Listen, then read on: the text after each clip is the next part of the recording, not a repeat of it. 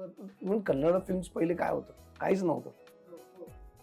आज एका ह्याच्यात मोठी झाली ती बूम झाली. काहीतरी असेल, कुठेतरी काहीतरी असेल, ती गोष्ट शोधून काढली पाहिजे.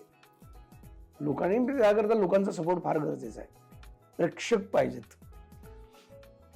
तुम्ही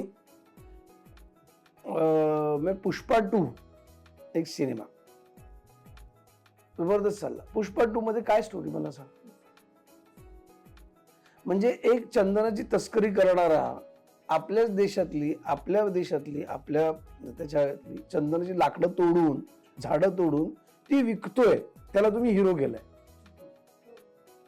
जे एथिकली रॉंग आहे. चंदनाची तस्करी करणाऱ्या माणसाला तुम्ही हिरो बनवलाय. मग स्टोरी KGF काय येतोय तो मारतोय. मी कोणाच्या सिनेमाला कमी लेखत नाही. मग आपल्या मराठी सिनेमा तर किती चांगला कंटेंट असतो. आपल्या मराठी सिनेमांमध्ये इमोशन्स आहेत, सगळं आहे. बरं तुम्ही बघा कल्चर, आपल्या मराठी सिनेमात कल्चर पकडत नाहीत. झिम्मा बघ, बाई पण डेगा देवा, ह्याच्यात कल्चर नाहीये. फर्स्ट क्लास दाभाडे कल्चर नाहीये. लोकांना नेमकं काय तेच कळत. पण ह्याची एक दुसरी बाजू मी विचारेन की जसं मगाशी तू बोललास की भूमिका माझ्याकडे आल्या नाहीत किंवा जे माझ्याकडे घेऊन आले तर त्यांचं नुकसान आहे. असं मी बऱ्याच कलाकारांशी बोलताना ना त्यांच्याकडून पण प्रतिक्रिया येतात की आम्हाला समोरून भूमिका नाही आल्या आणि खूप चांगले कलाकार. तर असं आहे का की प्रेक्षकांना बघायचं आहे, आम्हाला संतोष जोगेकरला बघायचं आहे पण समोर पडद्यावर येत नाही आहे.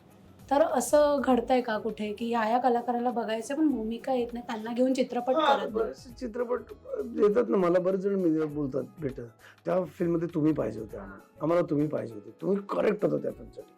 आता पण समोरचा जो मेकर आहे त्याने मला कास्ट केलं पाहिजे, त्यांनी विचारलं पाहिजे.